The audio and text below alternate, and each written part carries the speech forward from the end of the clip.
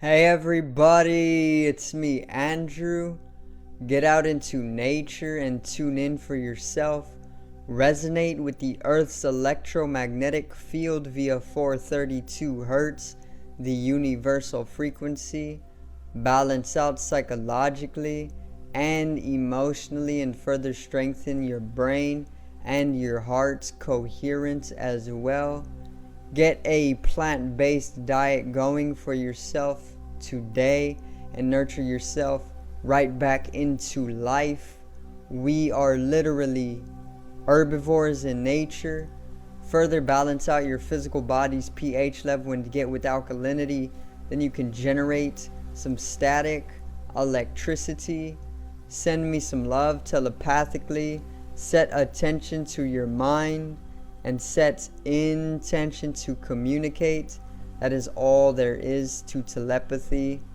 You are now tuning in to great days.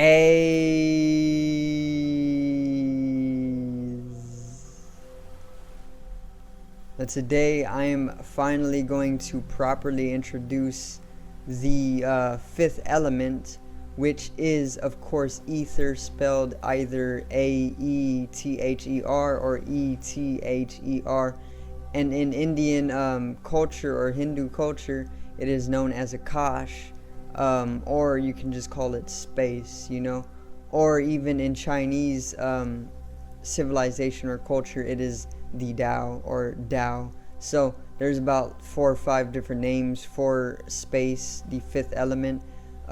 It's space, it's ether, it's Akash, and it's Dao. 4 different names, okay? You can use either or, and it all means space. Okay, so space is actually the fifth element, and I'm going to introduce this very, very simply for you guys so we can all generate a spatial awareness, and I'm going to explain exactly why bringing in a awareness of the fifth element or spatial awareness is so profoundly fundamental and important to an individual. Okay, so today's video is ether, the fifth element.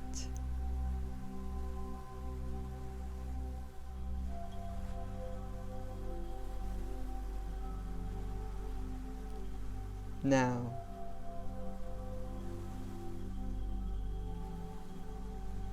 so there's the 4 elements. There's obviously earth, there's water, there's fire, and there is air. And most people go throughout their lives only in knowledge or knowing of the 4 elements, that there is only 4 main fundamental elements making up the universe geometrically, But that is not the case.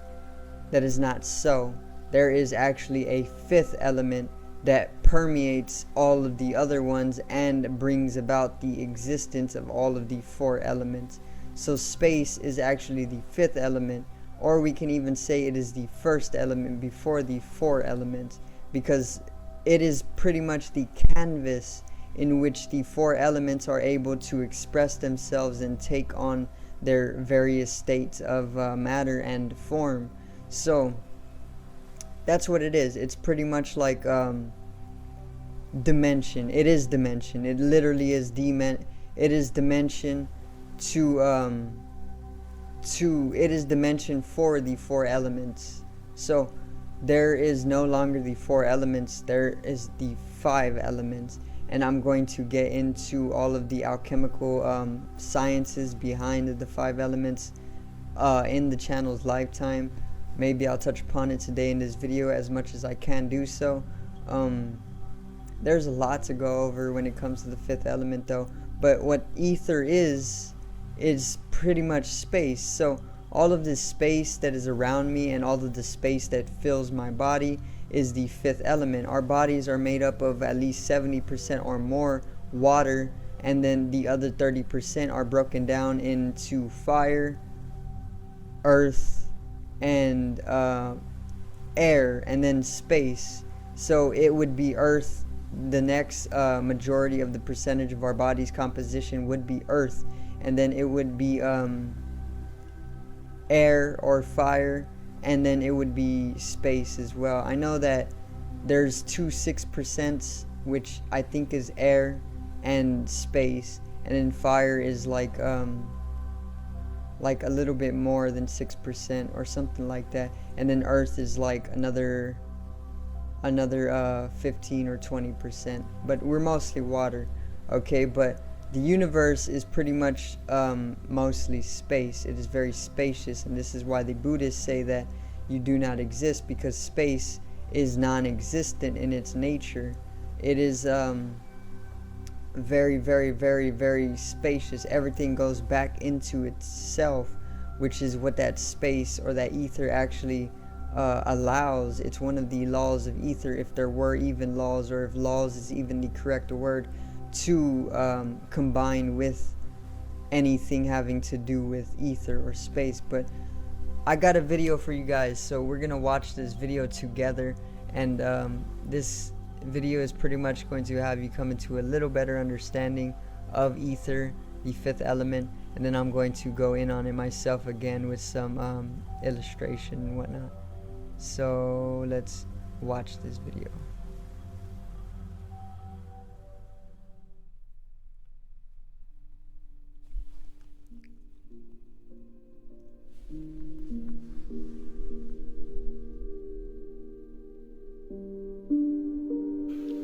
It can never be imagined, but it can imagine everything.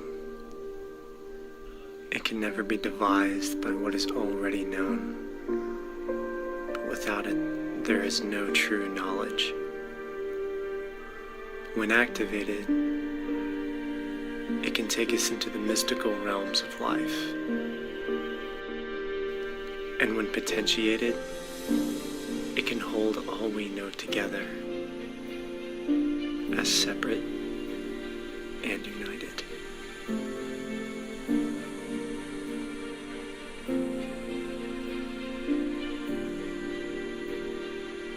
This is the element of ether.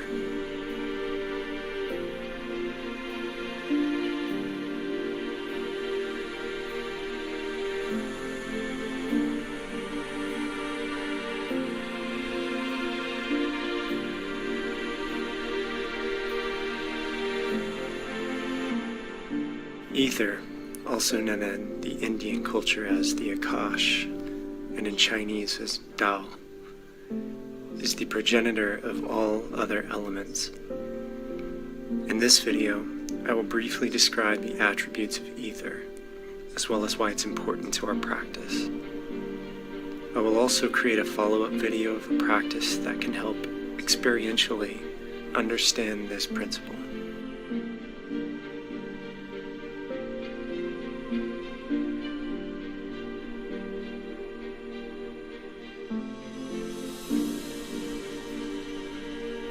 The first lines of the Tao Te Ching, written by Lao Tzu, the Chinese master on his way west, were Dao ke Dao, Fei Cheng Dao. Ming ke Ming, Fei Cheng Ming.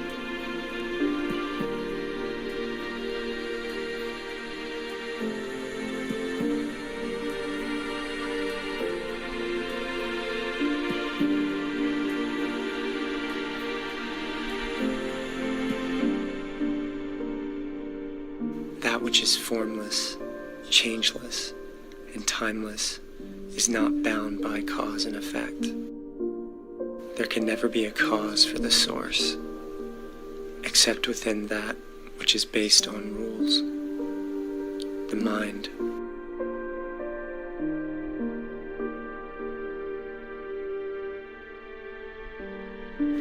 When going beyond time, cause and effect lose their validity, and in their place is only freedom of creative expression.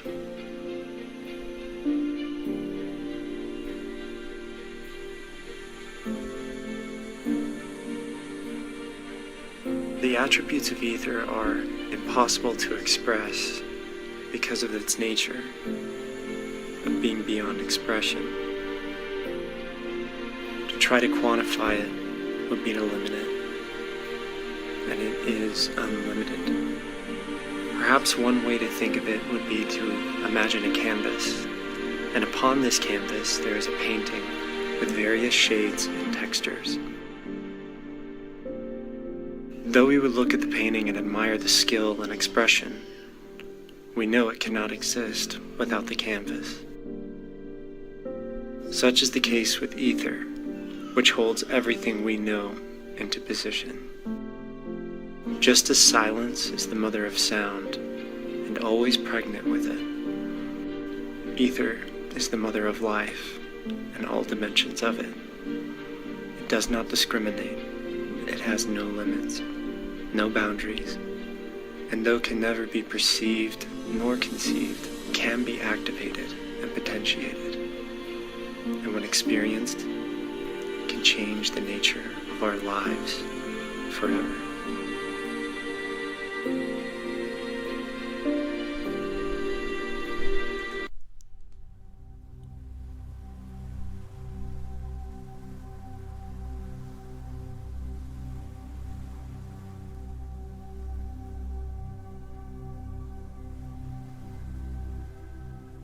So yeah, that was pretty much a very short, easily understandable video on the fifth element, which is ether or space. So in that video he pretty much went over briefly what space is all about, and it is the inexpression. It is literally the canvas for all of the all of life to pretty much come into manifestation. And at the beginning of the video I pretty much stated that space is the it's the element that pretty much gave way or gave birth to the classic four elements that we are in understanding of.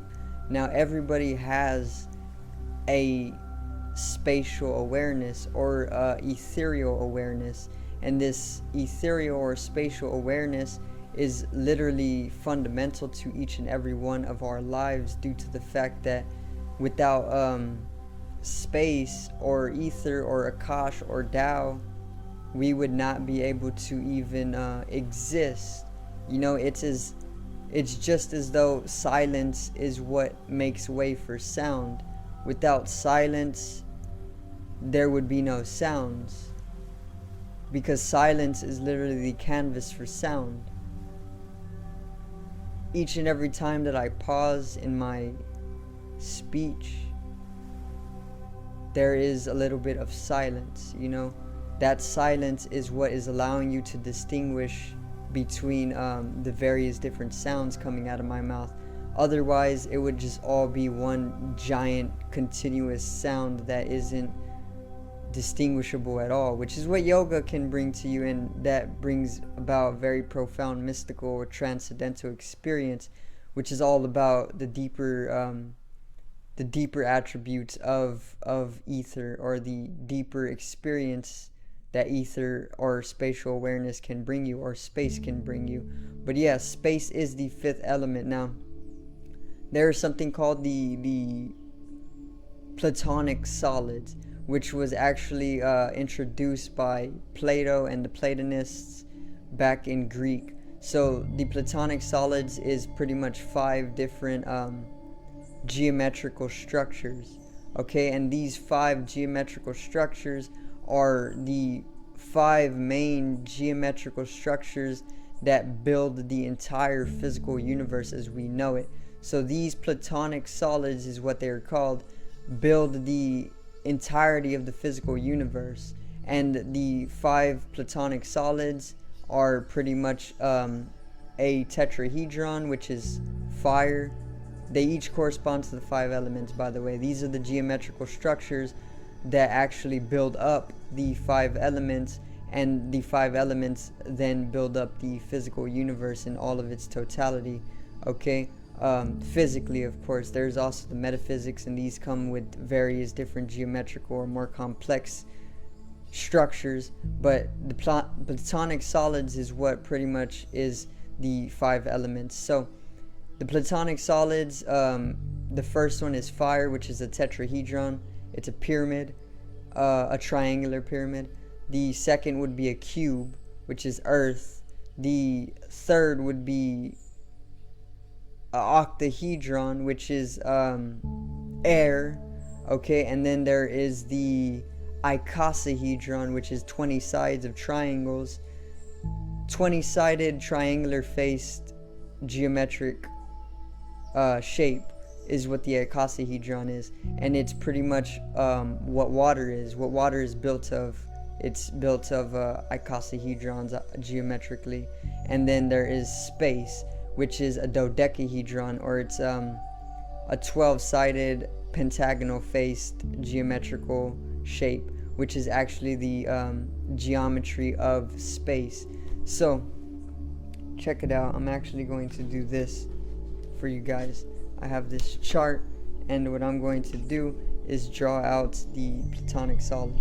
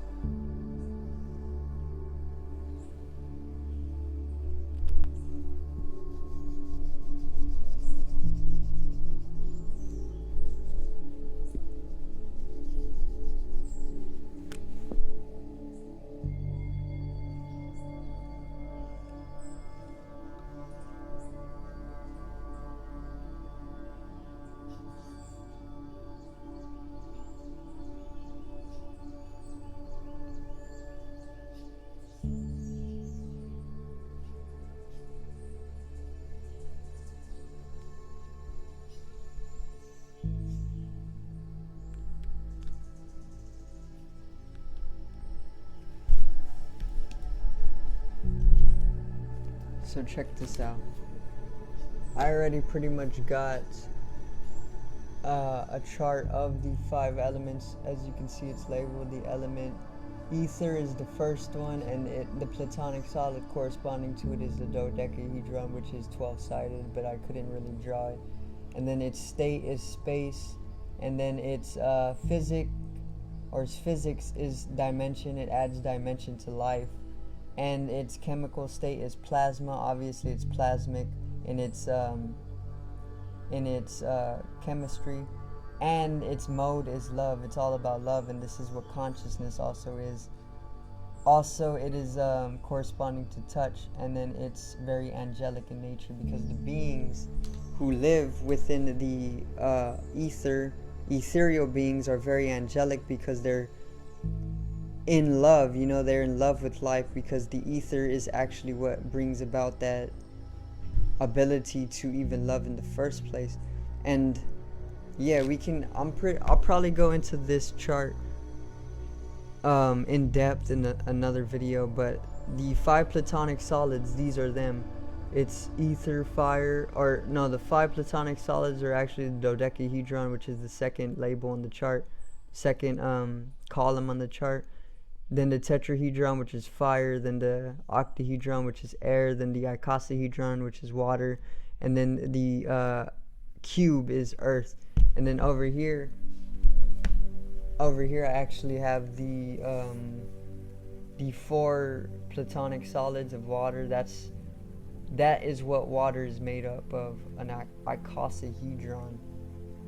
So whenever you get down into the geometries of water, then you're going to find these. Whenever you get down into the geometry of air, you're going to find these. It's 2 square pyramids, pretty much base to base. Then there is earth. Earth is the cube. Whenever you go down into earth, you're going to find geometrically cubes. When you go into fire, you're going to geometrically find triangular pyramids or tetrahedrons. And then whenever you go into space or ether, you're going to find dodecahedrons, which I didn't draw on this yet, but it is a 12-sided it's a 12-sided shape. It has 12 faces, and these faces are pentagons, like the middle of this star over here. And this star is not this star is pretty much corresponding to the 5 elements. Okay, so instead of a square cut into multiple more squares, then filled with the 4 different elements, that only pretty much implies that is an earthly understanding and a very material dense understanding of life. This one is more of a is more of how life is, because there is not only 4 elements, and you need not pretty much devise the 4 elements with a square permeating, which corresponds further to earth and brings about a conceptual reality and understanding that is very dense and earthly. Rather, you use this one because there's actually 5 elements, not 4, and this one over here actually brings about spatial awareness, and spatial awareness or ethereal awareness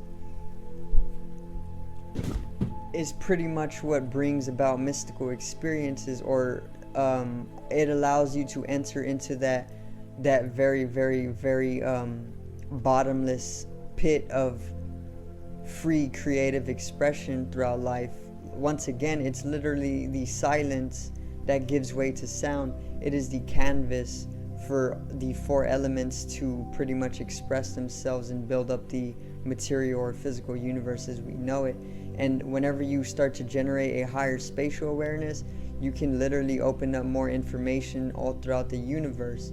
And that's literally the truth of it. And that's why it's so fundamentally important to generate a spatial awareness, which is why I'm making this video in the first place, because people only think that there's 4 elements because society, especially America, has conditioned you to only live within the realization or the understanding that there is 4 elements, because they want you in material nature. But whenever you bring in the 5th element, ether, you bring in a spatial awareness or an ethereal awareness, you literally transcend material nature into a more mystical nature. This is where all of the spiritual content can pretty much be actualized just by generating a stronger spatial awareness. You know, cats actually, their whiskers are literally acting as a way for them to generate a higher spatial awareness just around their face, obviously, but it is a very, very it's one of their ways of generating a spatial awareness, which all beings need, because we all come from the ether, we all come from space. The 4 elements themselves come from space, and it's literally very, very fundamental to generate spatial awareness. So work on this every single day in whatever way you can. Do some research. I can tell you right now that meditation is the most practical and easy method or practice to actually generate a stronger spatial awareness. And this is why meditation actually allows you to start perceiving or experiencing the spiritual world. Because when you open up a spatial awareness, or when you understand the fifth element, ether, space, or Akash, or the Tao, you enter into the spiritual world, because it allows for what is unseen to be perceived. It's opening up your third eye, your Agana chakra. Okay? Spatial awareness, we all need it. And we are all naturally going to come into a heightened spatial awareness, therefore resulting in our understanding of the spiritual world as well, because that naturally comes with what is unseen. It's like the magnetic field of a magnet. You can't see it with the two eyes, but it is there. We've proven it. Mentally, we've seen it, because we can see it with the mental eye, or the mind's eye, or the third eye, because it's literally another eye. We can't see the magnetic or electrical fields all the time with our physical eyes, but we can see it with the mind. And it's the same with ether. We can't see ether or space with the physical eyes, but we can perceive it with the mind. Or we, in not perceiving it, we're able to perceive it. Okay, it's very paradoxical. That's the nature of it. It's like a non-existing existence, basically. So yeah, that's all I'm gonna go over right now for ether. I will make it part 2 and go more in depth, so we can all come into a spatial awareness and then come into a mystical experience together. It's the most beautiful thing ever.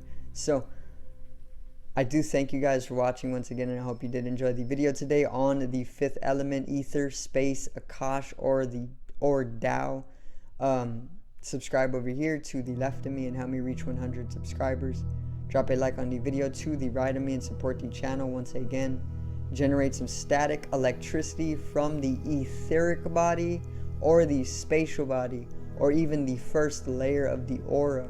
It needs to be strengthened and realized for the collective rise in consciousness. I love you guys. Have a great day, and peace out.